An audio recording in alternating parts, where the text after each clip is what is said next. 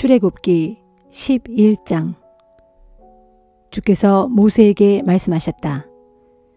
내가 이제 파라오와 이집트에 한 가지 재앙을 더 내릴 것이다.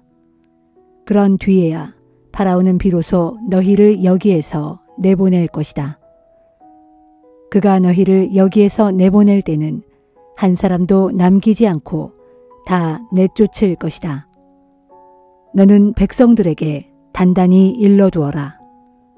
남자든 여자든 상관없이 각자 이웃에 사는 사람들에게 은과 금으로 만든 폐물들을 요구하라고 하여라. 주께서는 이집트 사람들로 하여금 이스라엘 백성들에게 호감을 품게 하셨다. 또 파라오의 신하들과 백성들로 하여금 모세를 매우 존경하게 만드셨다. 모세가 파라오에게 말했다. 주께서 이렇게 말씀하셨습니다. 한밤중에 내가 이집트 전체를 쓸고 지나갈 것이다. 이집트 땅에서 처음 태어난 것들은 모두 죽게 될 것이다. 왕좌에 앉은 파라오의 마다들에서부터 맷돌질을 하는 계집종의 마다들에 이르기까지 또 가축들의 첫 새끼까지도 모두 죽게 될 것이다. 그러면 이집트 땅 방방곡곡에서 통곡 소리가 드높을 것인데 그런 처절한 울음소리는 예전에도 없었고 앞으로도 없을 것이다. 그러나 이스라엘 백성들 사이에서는 개 한 마리도 사람이나 짐승을 향해 짖지 않을 것이다. 이것을 보고 너희는 나 주가 이집트 사람과 이스라엘 사람을 구별한다는 사실을 알게 될 것이다. 너희의 신하들이 모두 내게로 와서 절하면서 나를 따르는 모든 백성을 데리고 빨리 나가달라고 빌 때에야 비로소 내가 나갈 것이다. 그러고 나서 모세는 크게 분노하며 파라오 앞을 떠났다. 주께서 모세에게 말씀하셨다. 파라오는 네 말을 듣지 않을 것이고 나는 이집트 땅에서 더욱 놀라운 일들을 벌일 것이다. 모세와 아론은 파라오 앞에서 이렇듯 온갖 놀라운 일들을 다 벌였다. 하지만 주께서 파라오의 마음을 계속 완고하게 하셨다. 파라오는 이스라엘 백성들을 자기 땅에서 내보내려 하지 않았다.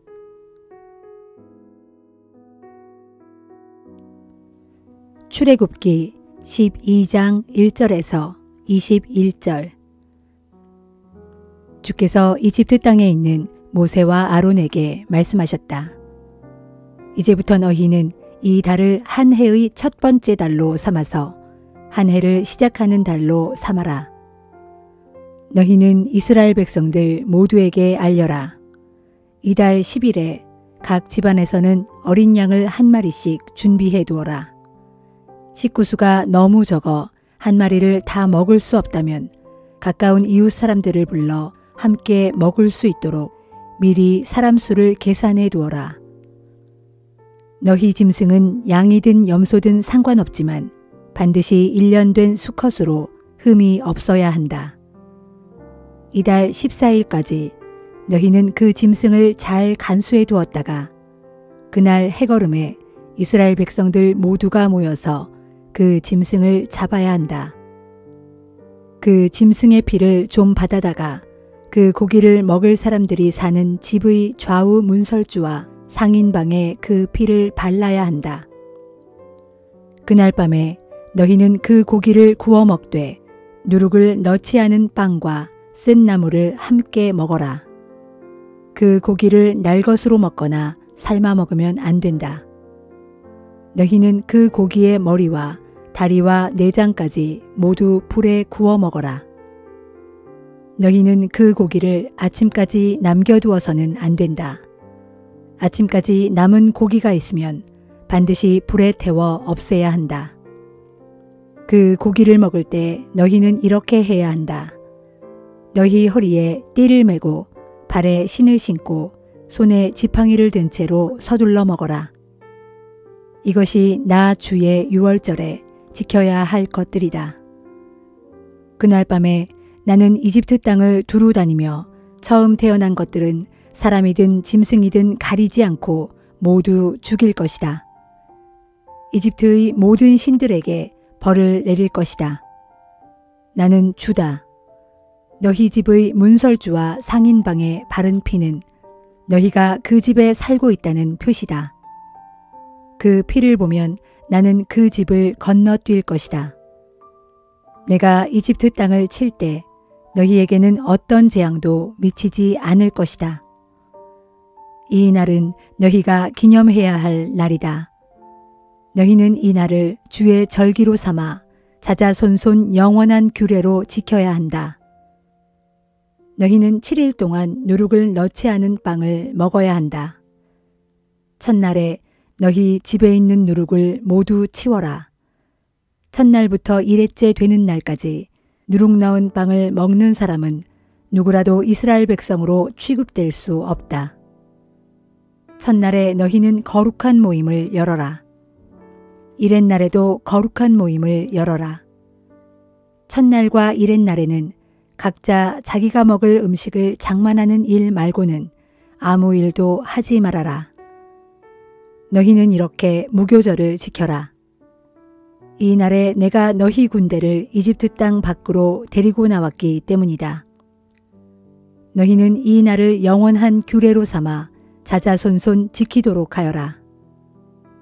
첫째 달 14일 저녁부터 21일 저녁까지 너희는 누룩을 넣지 않은 빵을 먹어야 한다. 7일 동안은 너희 집안에 누룩이 있으면 안 된다. 누룩이 들어있는 음식을 먹는 사람은 외국인이든 본국인이든 이스라엘 백성들 사이에서 제거될 것이다. 너희는 누룩이 들어있는 것은 아무것도 먹지 말아라. 너희가 어디에 살고 있든 누룩 넣지 않은 빵을 먹어야 한다. 모세가 이스라엘 장로들을 모두 불러 모아놓고 말했다. 여러분은 가서 집집마다 양을 한 마리씩 골라 6월절 희생 제물로 잡으십시오.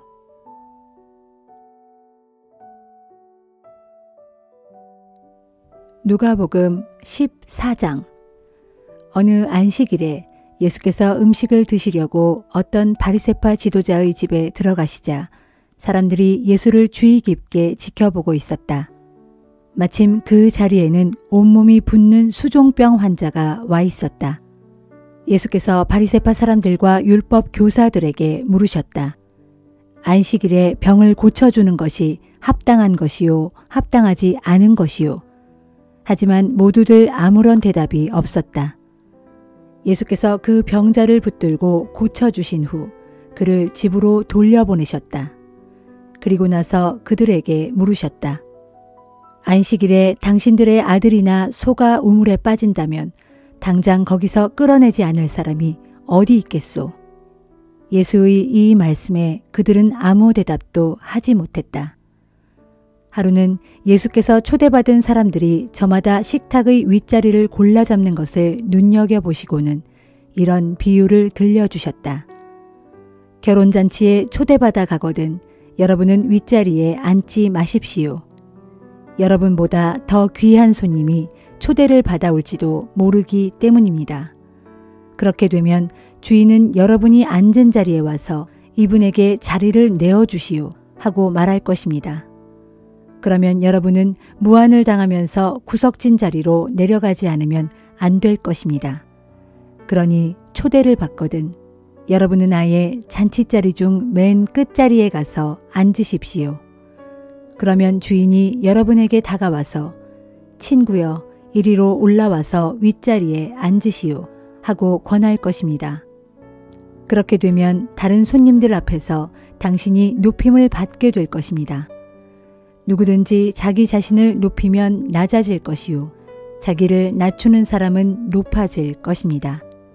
그러고서 예수께서는 자기를 초대한 집 주인에게 말씀하셨다. 점심이나 저녁 식사에 사람을 초대하려거든 친구들이나 형제들이나 친척들이나 또는 잘 사는 이웃들은 초대하지 마시오. 그들은 당신을 다시 초대하여 되갚을 것이기 때문이요.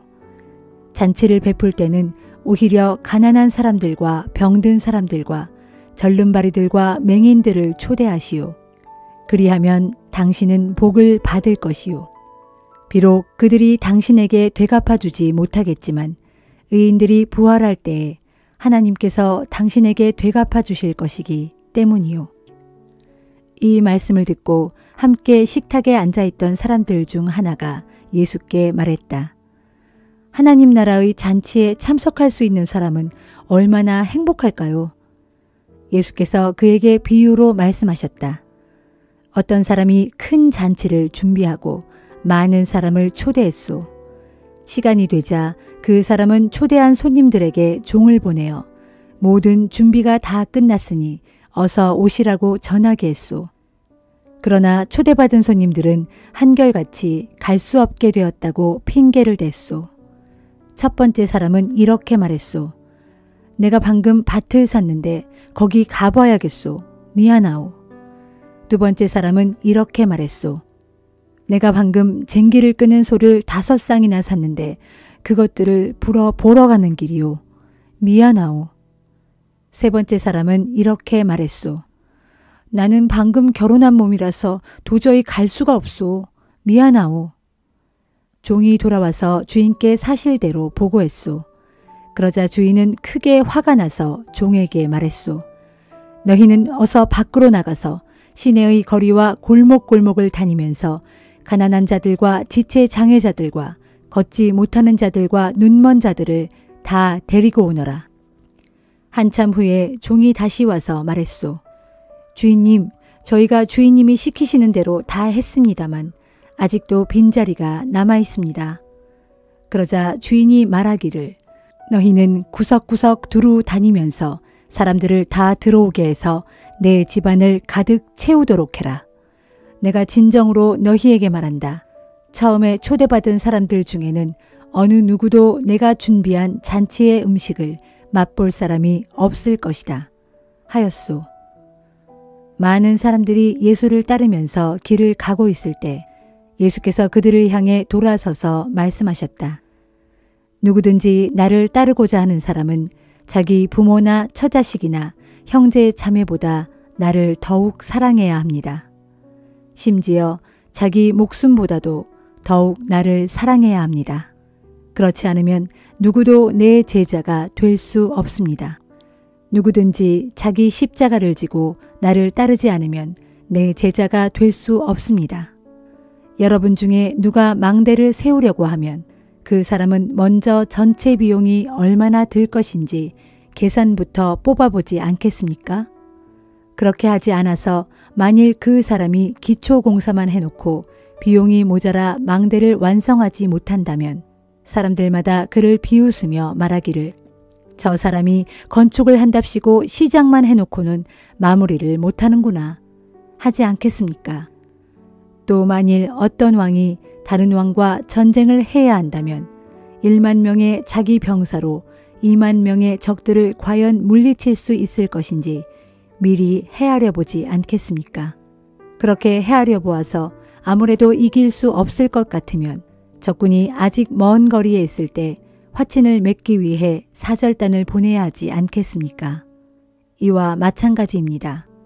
여러분 가운데서 누구라도 자기가 가진 모든 소유를 다 포기하지 않는 사람은 내 제자가 될 수 없습니다. 소금은 좋은 것입니다. 그러나 만일 소금이 그 짠맛을 잃어버린다면 무엇으로 소금을 다시 짜게 하겠습니까? 짠맛을 잃은 소금은 흙으로도 못 쓰고 거름으로도 쓸모가 없어서 그냥 내다 버릴 수밖에 없습니다. 들을 귀가 있는 자들은 알아들으십시오.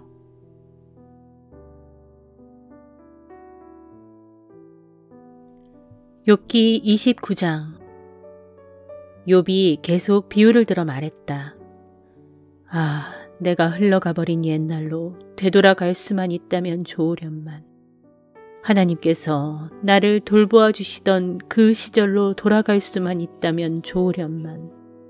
그때에는 그분의 등불이 내 앞길을 환하게 비추어 주었고 그분의 빛으로 인해 내가 어둠 속을 마음껏 걸어 다닐 수 있었는데, 오, 좋았던 그 시절에는 하나님과 친밀한 사귐이 있어 그분께서 내 가정을 축복해 주셨지.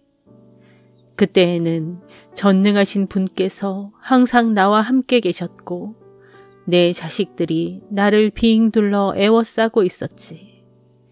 양떼와 젖소 때는 어찌나 젖을 많이 내던지 내가 그 젖으로 발을 씻을 정도였지. 그리고 자갈투성이 밭에서 자란 올리브 나무에서도 어찌나 기름이 많이 나왔던지.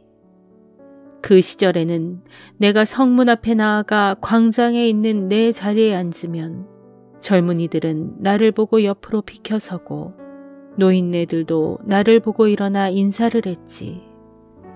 성읍 지도자들도 내 앞에 서는 말을 삼가고 하고 싶은 말이 있어도 손으로 자기 입을 스스로 막았지. 귀족들도 내 앞에서는 감히 말을 꺼내지 못하고 주눅들어 혀가 입천장에 들러붙었지. 누구든지 내 소문을 들은 이들은 한결같이 나를 칭송하고 누구든지 나를 직접 본 사람들은 두말 없이 나를 인정하였지. 가난한 사람들이 내게 도움을 청하면 나는 언제든지 그들에게 도움을 베풀어 주었고 오갈 데 없는 고아들도 내가 자비롭게 거두어 주었지. 그래서 죽어가던 이들도 내게 복을 빌어 주었고 과부들조차 나로 인해 즐겁게 노래 부르곤 했었지. 바른 일을 행하는 것이 나에게는 마치 옷을 입는 것처럼 당연했고 정의를 행하는 것은 도포를 입고 두건을 쓰는 것과 같았지. 앞을 못 보는 이들에게는 눈이 되어 주었고 발을 절름거리는 이들에게는 발이 되어 주었지. 궁핍한 이들에게는 아버지 같은 존재가 되어 주었고 낯선 이들의 하소연까지 듣고서 그들의 문제를 잘 처리해 주었지. 남을 등쳐먹는 악한 자들의 턱을 깨트린 후 그들의 이빨 사이에 끼어있는 것들을 도로 찾아 피해자들에게 돌려주었지. 그러했기에 그 시절에 나는 생각하기를 내가 죽을 때는 내 집에서 편안히 죽을 것이고 내게는 아직도 살아갈 날들이 모래알처럼 많이 남아있구나. 내 삶의 뿌리는 물가에 심어진 나무처럼 왕성하게 뻗어있고 내 가지들에는 밤 사이에 내린 이슬이 언제나 촉촉하게 젖어 있구나. 내 영광은 날마다 더하여지고 활을 쥔 내 손은 지칠 줄 모르고 힘이 솟는구나 하였지. 그 시절에는 사람들마다 내가 하는 충고의 말을 항상 귀담아 들었지. 내가 말을 다 끝마치고 나면 그들은 더 이상 아무런 뒷말도 하지 않았지. 내 말이 마치 이슬방울처럼 그들의 귀에 스며들었으니까 말일세. 사람들은 농사꾼이 봄비를 기다리듯 나를 기다렸고 가뭄에 단비를 만난 듯 내 말을 기쁘게 받아 마셨다네. 내가 그들에게 미소를 지어주면 그들은 너무나 고마워했고 내 얼굴빛이 환하면 그들은 나를 보고 새로운 용기를 얻었지. 그들에게 문제가 생길 때마다 나는 그들의 지도자가 되어 행할 일을 일러주었지. 마치 왕이 군대를 지휘하듯 그렇게 갈 길을 지시해 주었다네. 뿐만 아니라 절망에 빠져 슬퍼하는 사람들에게는 더할 나위 없이 좋은 위로자가 되어 주었지. 고린도전서 15장. 형제들이여, 내가 전에 여러분들에게 전해준 복음을 다시 되새겨 드리려고 합니다. 여러분은 이 복음을 내게서 전해받았고 지금 그 복음 위에 서 있습니다. 내가 여러분에게 전한 말씀을 여러분이 헛되이 믿지 않고 굳게 잡고 있다면 여러분은 그 복음에 의해 구원을 받을 것입니다. 나는 내가 전해받은 가장 중요한 것들을 여러분에게 그대로 전했습니다. 그것은 곧 그리스도께서는 성경에 기록된 대로 우리의 죄를 위해 죽으셨다는 것과 무덤에 묻히셨다는 것과 성경에 기록된 대로 사흘 만에 다시 살아나셨다는 것과 그리고 베드로에게 나타나시고 그런 다음 12 제자에게 나타나셨다고 하는 것입니다. 그 후에 그리스도께서는 500명이 넘는 형제들에게 동시에 나타나셨는데 그들 가운데 일부는 죽었지만 대부분은 아직도 살아 있습니다. 또 그 후에 그리스도께서는 주의 동생 야고보에게 나타나시고 그 다음에 다른 모든 사도들에게 나타나셨습니다. 그리고 맨 마지막으로 달도 채우지 못하고 태어난 사람 같은 한참 부족한 나에게까지도 나타나셨습니다. 나는 모든 사도들 가운데 가장 보잘것없는 사람입니다. 이전에 나는 하나님의 교회를 핍박했던 사람으로 사실 사도라고 불릴 자격조차도 없습니다. 그러나 오늘날 내가 나 된 것은 오직 하나님의 은혜로 말미암은 것입니다. 내게 베푸신 주님의 은혜가 헛되지 않아 나는 어느 누구보다도 더 열심을 내어 일했습니다. 하지만 그렇게 한 것은 내가 아니라 나와 함께 하신 하나님의 은혜로 한 것입니다. 그리하여 나나 그들이나 이렇게 복음을 힘껏 전하고 있으며 또한 여러분은 그 복음을 이렇게 믿었습니다. 그리스도께서 죽은 자들 가운데서 다시 살아나셨다고 전했는데도 어찌하여 여러분 가운데 더러는 죽은 사람의 부활이 없다고 말하는 것입니까?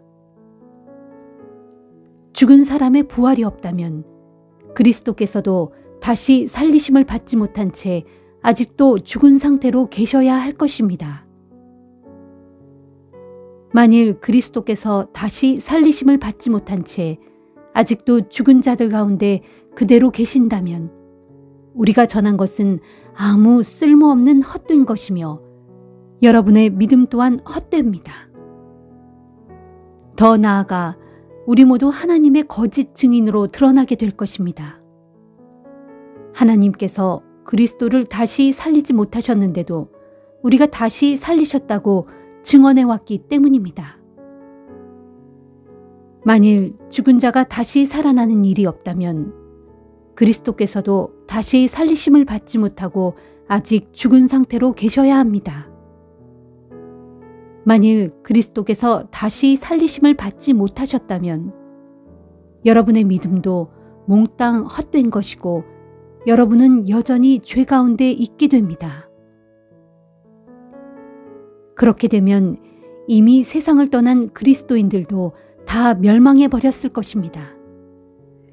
만일 그리스도 안에서 바라는 우리의 소망이 단지 이 세상의 삶만을 위한 것이라면 우리는 다른 모든 세상 사람들보다 가장 불쌍한 사람들일 것입니다. 그러나 절대로 그렇지 않습니다. 그리스도께서는 분명 죽으셨다가 다시 살아나셨습니다. 그리하여 모든 죽은 사람들의 첫 열매가 되셨습니다. 죽음이 한 사람으로 말미암아 세상에 들어왔듯이 이제 죽은 자의 부활도 다른 한 사람으로 말미암아 들어옵니다. 곧 한 사람, 아담 안에서 모든 사람이 죽은 것 같이 이제 다른 한 사람, 그리스도 안에서 모든 사람이 살게 될 것입니다. 하지만 죽은 자의 부활은 각각 순서대로 이루어질 것입니다. 가장 먼저는 모든 죽은 자들의 첫 열매이신 그리스도요. 그 다음은 그리스도께서 다시 오실 때 그분께 속한 사람들입니다. 그 후에 세상 종말이 임할 것인데 그때의 그리스도께서는 지상의 모든 권력과 권세와 권능을 다 멸하신 후 그 나라를 아버지 하나님께 바치실 것입니다. 그러면 하나님께서 모든 원수를 그리스도의 발 아래 완전히 굴복시킬 때까지 그리스도께서는 왕으로서 다스리셔야 합니다. 그리고 맨 마지막으로 굴복시킬 원수는 죽음입니다. 성경에 보면 하나님께서 모든 것을 그리스도의 발 아래 굴복시켰다 라고 되어 있습니다. 그런데 여기에서 하나님께서 굴복시키신 모든 것에는 그 모든 것을 굴복시키신 하나님 자신은 포함되지 않은 것이 분명합니다. 그리하여 하나님께서 모든 것을 그리스도께 굴복시킨 그때에는 하나님의 아들이신 그리스도께서도 모든 것을 자기 발 아래 굴복시키신 하나님께 굴복하실 것입니다. 그래서 하나님께서는 정녕 모든 것의 주님이 되실 것입니다. 만일 부활이 없다면 어찌하여 사람들이 죽은 사람을 대신하여 세례를 받는 것입니까? 죽은 사람이 다시 살아나는 일이 결코 있을 수 없다면 무엇 때문에 그런 일을 하는 것입니까? 그리고 우리는 또 어찌하여 시시각각으로 닥쳐오는 생명의 위협을 무릅쓰고 있는 것입니까? 형제들이여, 감히 단언하건대 나는 날마다 죽습니다. 이 사실은 우리 주 그리스도 예수 안에서 여러분을 나의 자랑이요 영광으로 여기는 그만큼 확실하게 말씀드릴 수 있습니다. 만일 내가 이 한 목숨을 부지하려고 에베소에서 야수들과 싸웠다면 그것이 도대체 무슨 가치가 있겠습니까? 만일 죽은 사람이 다시 살아나는 일이 없다면 차라리 내일이면 죽을 터이니 마음껏 먹고 마시자라고 할 것입니다. 속지 마십시오. 나쁜 친구가 좋은 성격을 망칩니다. 정신을 똑바로 차리고 죄를 짓지 마십시오. 여러분 가운데는 아직도 하나님을 모르는 사람이 있으므로 내가 그런 사람들을 부끄럽게 하려고 이런 말을 합니다. 그러나 어떤 사람들은 이렇게 물을 것입니다. 죽은 사람이 어떻게 다시 살아날 수 있단 말인가? 도대체 어떤 몸을 갖고 다시 온다는 거야? 어리석은 사람이여, 이게 얼마나 어리석은 질문인 줄 아십니까? 그대가 땅에 씨앗을 뿌릴 때 그 씨앗이 죽지 않으면 싹이 돋아나지 않습니다. 그대가 씨앗을 뿌릴 때는 장차 이루어질 몸을 심는 것이 아니라 단지 씨앗을 심는 것뿐입니다. 밀이라든가 다른 여러 종류의 곡식 씨앗이 있지 않습니까? 그러나 하나님께서는 원하시는 대로 그 씨앗에 합당한 몸을 주십니다. 그래서 각각 씨앗의 종류에 따라 각기 다른 고유한 몸을 받게 됩니다. 육체라고 해서 모든 육체가 다 같은 것이 아닙니다. 사람에게는 사람의 육체가 있고 동물들도 저마다 다른 육체가 있으며 새들과 물고기들도 저마다 다른 육체를 지니고 있습니다. 또 하늘에 속한 몸도 있고 땅에 속한 몸도 있습니다. 그래서 하늘에 속한 몸의 영광이 다르고 땅에 속한 몸의 영광이 서로 다릅니다. 태양에는 태양의 영광이 있고 달과 별에도 각기 다른 영광이 있습니다. 그리고 별들 하나하나에도 저마다 다른 영광이 있습니다. 죽은 사람들의 부활도 이와 같습니다. 비록 썩어질 몸이 묻히지만 장차 썩지 않는 몸으로 다시 살아납니다. 비록 비천한 몸으로 묻히지만 장차 영광 가운데 다시 살아납니다. 연약한 몸으로 묻히지만 강건한 몸으로 다시 살아납니다. 자연적인 육체의 몸으로 묻히지만 영적인 신령한 몸으로 다시 살아납니다. 자연의 몸이 있으면 영적인 몸도 있습니다. 성경에 기록된 대로 첫사람 아담은 살아있는 존재가 되었다라고 했지만 마지막 아담인 그리스도는 생명을 주시는 영이 되셨습니다.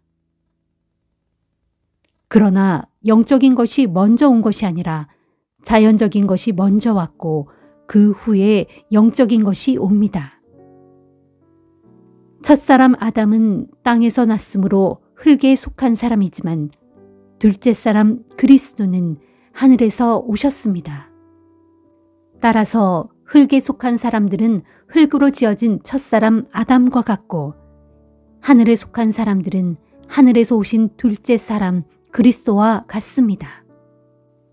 그리하여 지금 우리가 흙에 속한 첫사람 아담의 형상을 입은 것과 같이 또한 장차 우리는 하늘에 속한 둘째 사람 그리스도의 형상을 입을 것입니다. 형제들이여, 내가 분명히 말합니다.